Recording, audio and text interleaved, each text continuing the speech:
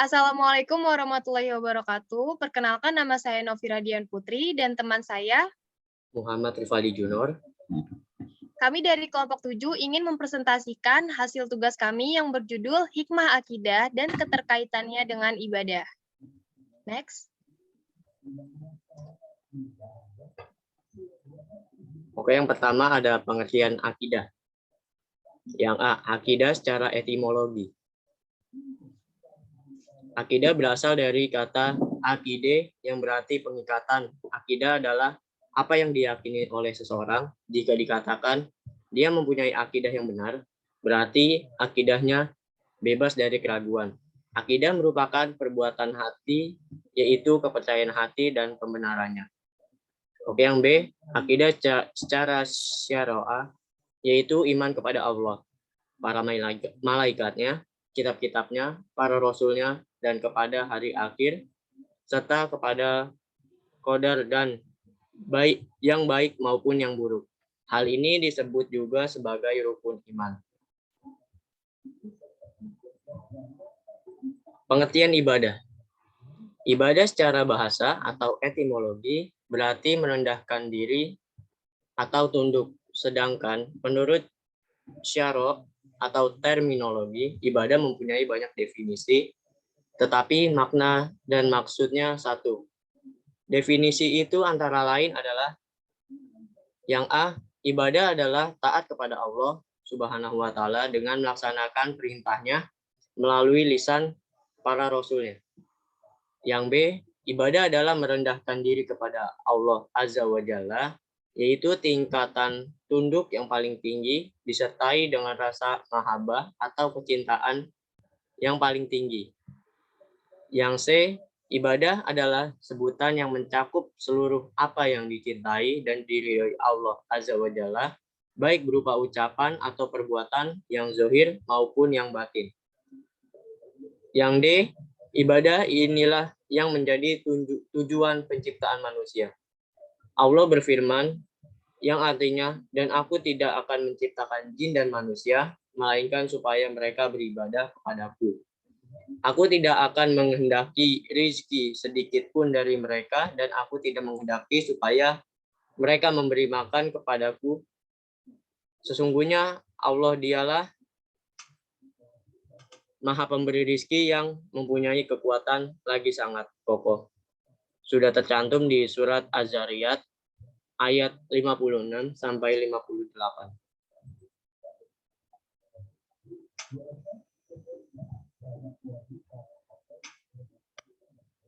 Yang ketiga ada hubungan akidah dengan ibadah. Akidah merupakan suatu keyakinan hidup yang dimiliki oleh manusia.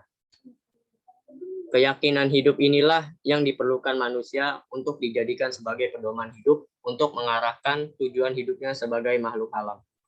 Akidahlah yang menjadi pondasi kuat manusia. Itu tidak selamanya bisa tetap tegak berdiri, maka dibutuhkan adanya sarana untuk memelihara pondasi, yaitu maslahat. Selain sebagai pondasi, hubungan antara akidah dengan pokok-pokok ajaran Islam yang lain bisa juga bersifat resiprokal dan simbiosis, yang artinya ketaatan menunaikan ibadah, berakhlakul karimah, dan bermuamalah yang baik dan memelihara akidah. Akidah dalam beribadah haruslah ditanamkan sejak dini, supaya kelak kita bisa menjadi orang yang berada di jalan yang lurus.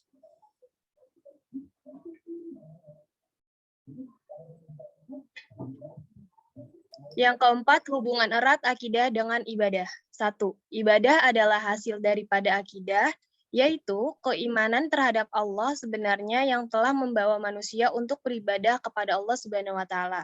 Yang kedua, akidah adalah asas penerimaan ibadah, yaitu tanpa akidah perbuatan seorang manusia bagaimana baik pun tidak akan diterima Allah Subhanahu wa Ta'ala. Yang ketiga, akidah merupakan tenaga penggerak yang mendorong manusia melakukan ibadah serta menghadapi segala cabaran dan rintangan. Next. Yang kelima, hikmah akidah dan keterkaitannya dengan ibadah. Hikmah akidah dan keterkaitannya dengan ibadah sangat baik bagi kehidupan manusia secara menyeluruh. Dengan akidah yang baik akan berdampak baik pula terhadap akhlak insan, ibadah pun semakin taat dan muamalah antar sesama umat semakin erat. Ibadah menjadikan seorang hamba menjadi lebih peka dengan keadaan lingkungan di sekitarnya, karena dia mendapatkan pengalaman langsung dari ibadah yang dikerjakannya.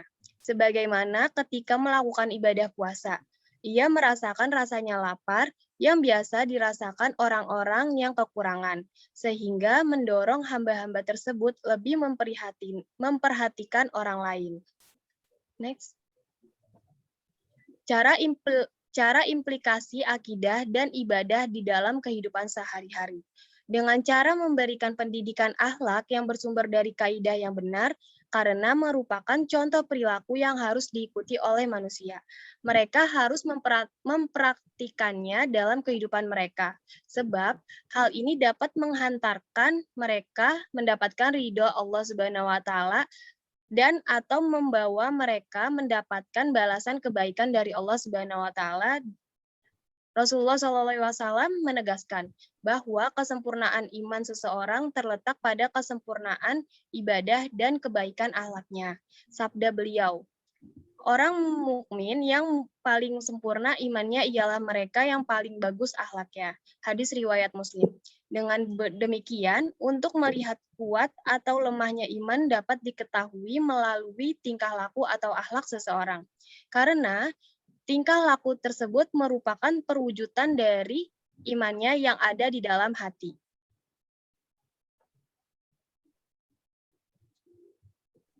Yang terakhir ada cara agar kita supaya tetap bisa mempertahankan akidah yang baik di dalam beribadah.